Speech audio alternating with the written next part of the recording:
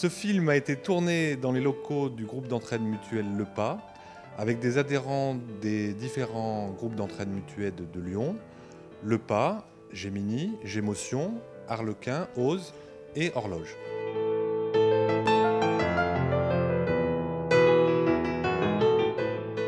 On m'avait proposé que des banlieues, que des propositions en banlieue. J'ai persévéré, vu que ma première demande a été Lyon. Donc maintenant, j'habite à Lyon 3e. J'en suis ravi. Je suis arrivé là où j'habite, à Vaux-en-Velin, en 1988. C'était un immeuble très défectueux. Il y a eu beaucoup de rénovations. Maintenant, c'est très chic à habiter. Et les transports sont très bien desservis. J'ai un C3, un 52. En 7 minutes, je suis à Laurent-Bonnevé où je prends le métro. Et donc, du métro jusqu'à ici, à Bellecour, j'y suis en 20 minutes, 25 minutes à peu près. Voilà.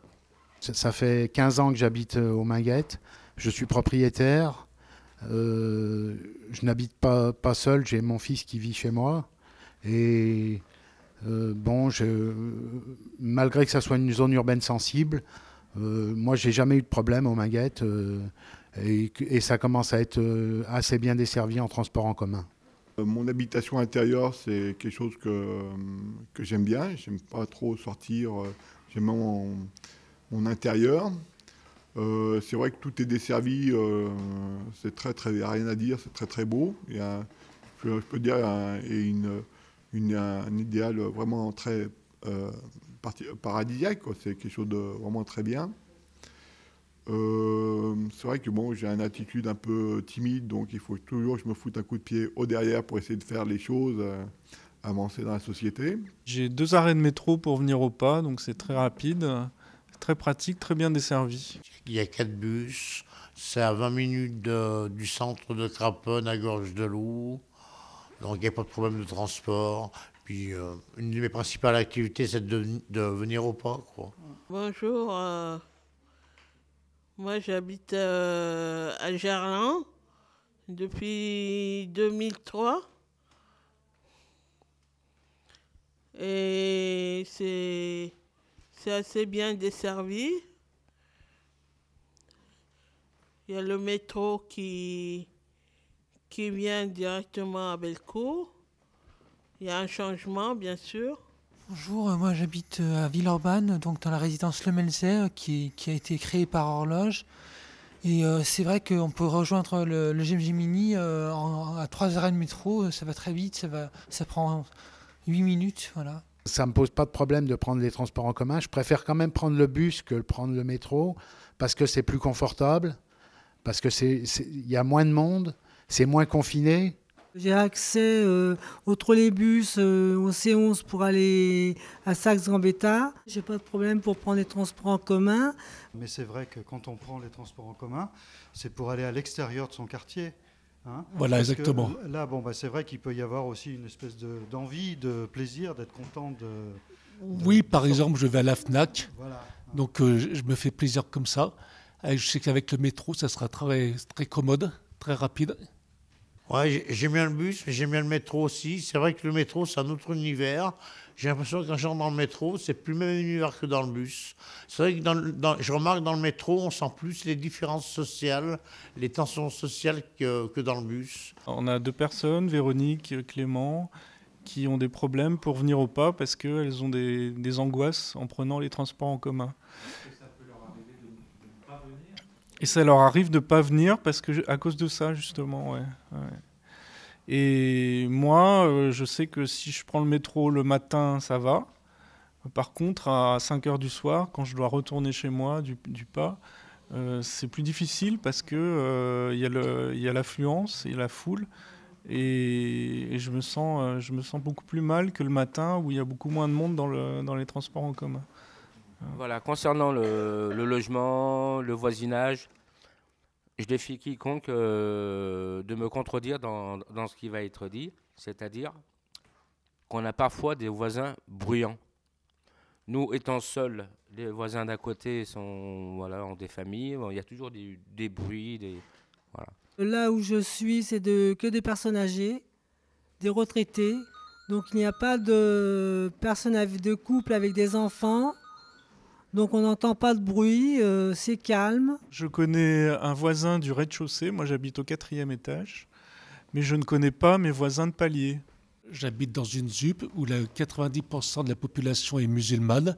J'ai de très grands problèmes de communication et je ne parle pratiquement à personne, sauf à quelques personnes privilégiées comme ma voisine de palier, un petit couple de vieux au rez-de-chaussée. Autrement, je ne parle à personne. Et c'est le pas qui m'apporte beaucoup par la communication. J'aime bien avoir la paix, rester chez moi, seul, ne pas être dérangé par mes voisins, même s'ils viennent de temps en temps. Enfin, j'aime bien être seul. Moi, je trouve que c'est bien d'avoir un voisin de référence à qui on peut demander des services de temps en temps. Ce qui est mon cas, justement, avec ce voisin du rez-de-chaussée. Parce qu'il dépanne, il peut refiler des tuyaux aussi, des adresses, etc. Et puis, on sait qu'on peut compter sur quelqu'un en cas de problème. Donc, c'est quand même important, quoi. Voilà. Et puis, on se fait des petits barbecues aussi l'été dans la cour. C'est sympa, quoi. Ça entretient la sociabilité, quoi. Voilà. Ben, moi, j'ai une voisine qui habite au premier étage. J'habite au 3e étage. On s'entend assez bien. Elle a proposé de me donner des cours d'Internet. Alors moi, en fait, c'est un peu particulier parce que ma voisine est membre du Gemini comme moi. Et donc, on se connaissait avant d'habiter l'un à côté de l'autre. Voilà. Le mariage, c'est pas quand? Donc les connaissances, c'est vrai que dans mon niveau à moi, j'en ai très peu. J'ai un tout petit appartement en ville depuis 2002. Et il est petit, mais j'ai le privilège d'avoir tout à côté de moi. Là, c'est important. Et je suis à 2 pas du parc, si on peut dire. Donc je peux venir à pied. Et c'est ma deuxième famille. Enfin, c'est ma deuxième famille, c'est même ma résidence secondaire. Donc, je fais beaucoup dans le quartier ce qu'il y a à faire. Concernant les transports, ça m'angoisse quand je dois dépasser un peu, mais je prends sur moi. Quant à l'environnement dans l'immeuble, c'est une petite copropriété où c'est des investisseurs. Donc, en fait, moi, je suis à la retraite, je suis la mamie. Et c'est tous des jeunes qui sont là. Moi, j'ai choisi le 3e arrondissement, le quartier des Guillotières. Pourquoi? Parce que les commerces sont ouverts toute l'année, pratiquement toute l'année.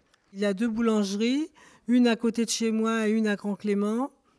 Il y a la pharmacie aussi qui est importante parce que je vais souvent chez le pharmacien à côté de chez moi, à côté de la résidence. Donc j'ai tissé des liens avec lui un petit peu, quoi. C'est important, avec le commerçant, de se tisser des liens avec son boulanger ou son pharmacien. J'ai le vétérinaire qui suit mes animaux aussi, donc c'est un grand réconfort où je vais chercher de l'alimentation pour mes animaux qui sont vraiment mon loisir principal. Mes animaux de compagnie qui les soignent, qui est juste là à Bellecour. Donc j'apprécie d'avoir tout à côté et de ce contact aussi avec les commerces. Est-ce que vous allez dans les parcs publics de votre quartier, le parc de la Tête d'Or? J'aime bien ce parc parce qu'il est très varié. Il y a la roseraie, il y a les animaux, il y a beaucoup de choses. Et j'ai le parc de Gerland aussi qui est bien. On a besoin de parcs parce qu'il y a beaucoup d'HLM, beaucoup de résidences, beaucoup de meubles de bureaux. Donc ça va faire du bien, quoi. Toute seule, j'ose pas aller trop loin. Mais avec le pas, nous faisons des pique-niques et nous découvrons l'été tous ces espaces verts et ces lieux. Et donc, ça m'apporte beaucoup parce que j'ai des difficultés à faire les choses toute seule. Et le fait d'être ensemble, j'ai découvert beaucoup la ville de Lyon, puisque je ne suis pas origine de Lyon. Et moi, j'ai beaucoup de choses à faire aussi. J'ai pas mal d'activités. J'ai le bric-à-brac, j'ai pas mal de choses. J'aime bien le pas, ça bouge beaucoup et ça fait plein de choses. Les amis du pas sont très bien et continuer comme ça et... Grâce à Culture pour tous, on peut aller au théâtre, on peut aller le soir. On peut assister à des pièces, on peut assister aussi à des concerts. Je vais à pas mal de concerts aussi. J'ai vu pas mal de concerts. J'ai vu Dépêche Mode, j'ai vu ZZ Top, j'ai vu Cranberries. Et à la Pardieu, le dimanche, moi j'y suis allée au cinéma plusieurs fois le dimanche matin avec mon ami là. Et j'ai payé la place 6,10 €. Sinon, je vais avec l'association Ose au cinéma à Vénissieux, 4 € la place, parce que c'est un tarif de groupe. Il faut aller à Vénissieux avec l'association Ose. Ouest, sud-est, c'était pas cher, le cinéma. Les transports en commun, le soir tard, après minuit 5, il n'y a plus de trolleybus. Donc pour rentrer à Villeurbanne, c'est un problème. Pour rentrer chez moi, c'est désert le soir, il n'y a personne dans les rues et ça me fait un peu peur. Il me semble que c'est intéressant que par rapport à notre parcours qui serait dans l'idéal autonome, quoi, vers une autonomie, d'un moment se repérer sur les centres sociaux. Il me semble que c'est important au niveau pour conserver tout en étant autonome un tissu social, d'être en contact avec les centres sociaux parce que c'est là un peu l'après extra-hospitalier. Pour moi, actuellement, mon expérience me tire vers les centres sociaux parce que c'est là que je vais rencontrer des gens avec qui je vais pouvoir retrouver un peu cette ambiance de cohésion sociale tout en étant amical et proche de l'amitié. Et surtout déconnecté du soin, parce que bon, les GEM c'est bien, mais on se retrouve entre personnes handicapées psychiques. Tandis que dans les centres sociaux, il y a d'autres personnes. Au GEM, il n'y a pas que des personnes en situation de souffrance psychique, il y a des personnes en situation d'isolement. C'est toujours la corvée de faire tout ce qui est administratif, etc. Et que c'est vraiment la chose qu'on fait parce qu'on n'a pas le choix, quoi. Ouais. Moi, j'angoisse spécialement un peu avant. Puis une fois que c'est passé, c'est bon. Mais moi, j'ai pas affaire à tous ces organismes-là, puisque comme je vous ai dit, je suis déjà retraitée. Donc voilà, mais à la poste, je dois y aller et j'y suis allée hier et c'était pas évident. C'est de constituer un dossier quand on veut faire une demande. Moi, hier, c'était une demande. Je ne sais pas si ça sera accepté parce que, je pense au plus tard si je suis dépendante. Et donc, on doit remplir un dossier médical. Et dire sa pathologie, c'est pas évident. Voilà, je suis sous curatelle et chaque fois que je dis que je suis sous curatelle, j'ai l'impression qu'on me regarde autrement, comme si j'étais complètement incapable de gérer ma vie. Une fois, j'étais avec mon fils pour demander une autorisation de sortie du territoire. J'y ai été avec le livret de famille. Quand je lui ai dit que j'étais sous curatelle, elle a adressé la parole à mon fils comme si j'étais un gogol, quoi. Une fois, ça m'est arrivé de demander à contracter avec Orange un forfait Internet. Bon, je lui dis je suis sous curatelle. Il commence à taper sur son ordinateur, il tape, il me fait tout le contrat et tout. Et puis, arrivé au moment de signer, il me dit j'ai un bug. Je lui dis je suis sous curatelle. Il aurait pu me dire j'ai pas le droit de contracter avec vous. Non, il m'a pas dit j'ai pas le droit de contracter avec vous. Il m'a dit j'ai un bug, revenez. C'est tellement évident de dire j'ai pas le droit de contracter avec vous. Demander l'autorisation de votre curateur, c'est bien plus simple que de dire revenez et de me téléphoner encore chez moi pour me dire de revenir. J'ai arrêté d'aller à la boulangerie parce qu'une fois, quand je suis rentré, je demande mon pain, je dis bonjour à tout le monde, puis dans la foule des adolescents qui étaient là ou des adultes, il y en a un qui dit ferme ta gueule, quoi. Donc ça fait drôle, quoi. Je dis carrément et tout, ah ouais, ferme ta gueule, ça veut dire que si, que ça, que là, que lui, que l'eau, et j'en sortais plus, donc je ne veux plus à la boulangerie. C'est perturbant, quoi. Donc voilà, c'est un exemple peut-être qui me concerne en tant qu'Andy, voilà, c'est le gros truc que j'ai vécu récemment en ce qui concerne. Je parle des difficultés, bien sûr. C'est ce qui est le plus important, quoi. J'en parlais avec un spécialiste et je lui disais, vous voyez, j'ai l'impression que par moment, le fait d'accepter de me remettre en question totalement et de faire des efforts pour devenir une nouvelle personne, ça me demande tellement d'être doux avec mon environnement et que par moment, j'ai l'impression d'être comme un agneau, quoi, quelque part, une sorte d'agneau. Je ne sais pas si vous voyez ce que je veux dire, l'image de l'agneau qui est gentil tout le temps, qui dit oui. Et des fois, j'ai du mal à confronter cet état d'agneau, entre guillemets, avec les réalités un peu plus secs de la vie, des apparences, de la réalité, des contraintes et des choses qui sont parfois beaucoup plus importantes que mes petits intérêts, quoi. Et c'est là où se rejoint la sécurité, c'est que j'ai perdu un peu le contrôle des contacts un peu directs, quoi.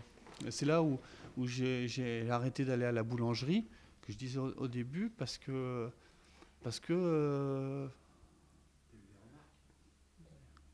j'ai pas envie de par moments. C'est peut-être parce que aussi j'ai pas envie de sortir de cet état de prise en charge où j'ai du mal, où je me suis vraiment trop, je suis addict à la prise en charge, quoi, en fait. En fait, on a peur que notre fragilité se lise trop facilement sur nous, quoi, et que ça soit un encouragement à se faire agresser, voilà. Ouais. Alors peut-être c'est de la paranoïa, mais c'est une possibilité quand même. Moi, je voudrais simplement dire que par rapport à ma fragilité psychologique, j'ai eu des ennuis avec les faux copains, les mauvais copains. Mais qu'avec les voisins, je n'en ai jamais eu aucun. Mais des copains qui profitaient de moi, qui abusaient de moi, de ma gentillesse, de ma faiblesse, de ma fragilité. Et après, je devais dire non. J'ai une petite phrase à énoncer, c'est la pathologie est pratiquement indécelable dans la foule, sauf elle le devient au contact de l'homme. Voilà. La personne est dans la foule, dans le métro, personne ne sait qui est quoi, il n'y a pas d'étiquette. Par contre, quand vous allez chez le commerçant, ou quand vous allez faire vos achats, là, le commerçant voit tout de suite que vous avez une faiblesse psychologique. C'est pas marqué sur votre figure, vous avez des problèmes psychologiques. Ça, non. Simplement pour répondre. Non, mais à la manière dont vous parlez, la manière dont, je sais pas, il y a des personnes qui ne savent pas trop compter la monnaie, je veux dire, elles sont devant le commerçant. Le commerçant ne roule pas sur 50 euros. Oui, mais ça, c'est au niveau national, c'est au niveau, voilà, je parle générique, au niveau générique. D'accord. Voilà. Je ne sais pas si vous allez aborder le sujet de SAVS après, non, je ne sais pas. Mais moi, je suis d'accord pour supprimer ce service SAVS. Là. Et créer un autre service, quelque chose d'autre qui soit plus proche de l'individu. Et plus sa disponibilité. Je ne suis pas d'accord qu'on supprime les SAVS parce que c'est très utile pour les personnes qui ne sont pas autonomes. Moi, il se trouve que je suis très autonome où j'en ai pas besoin. Mais il y a des personnes que je connais qui en ont besoin. Mais moi, le SAVS, il m'a aidé à me loger.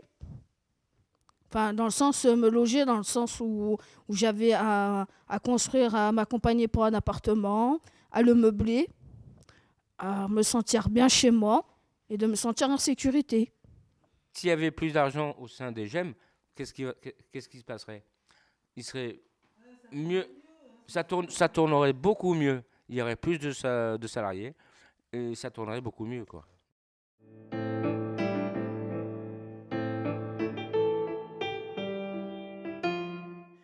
Une ville rêvée, ça serait beaucoup plus de transports en commun, c'est-à-dire pouvoir se déplacer facilement, sans contrainte.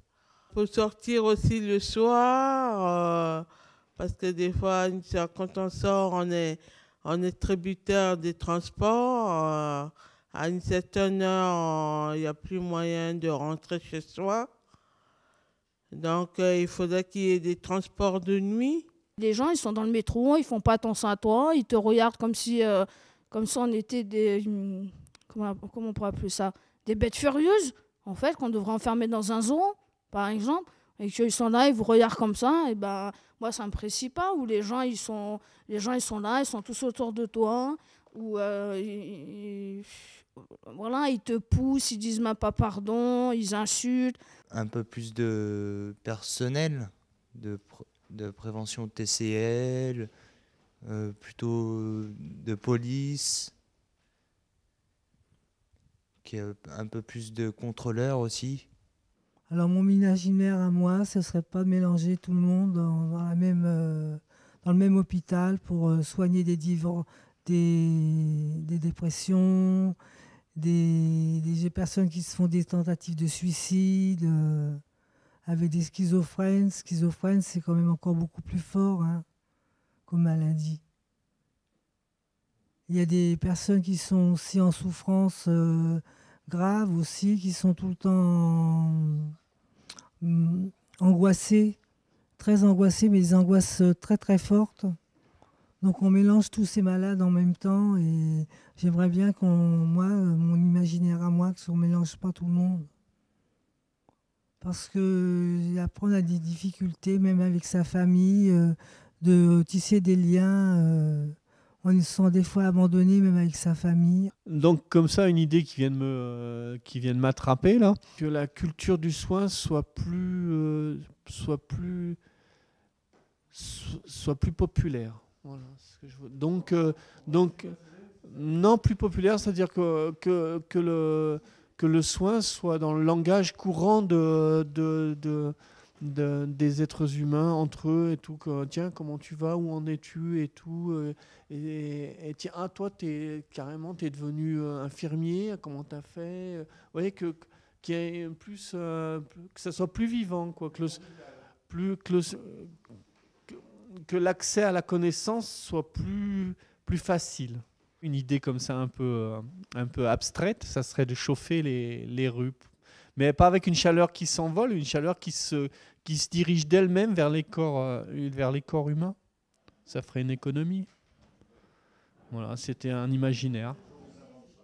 Oui, alors la ville idéale pour moi, ça serait justement qu'il y ait plus de social et que ça passe beaucoup plus entre les voisins, les gens qu'on rencontre, c'est-à-dire un petit peu ce qu'on vit au pas, c'est-à-dire la fraternité, sans aller à la fraternité, mais beaucoup plus d'attention à l'autre.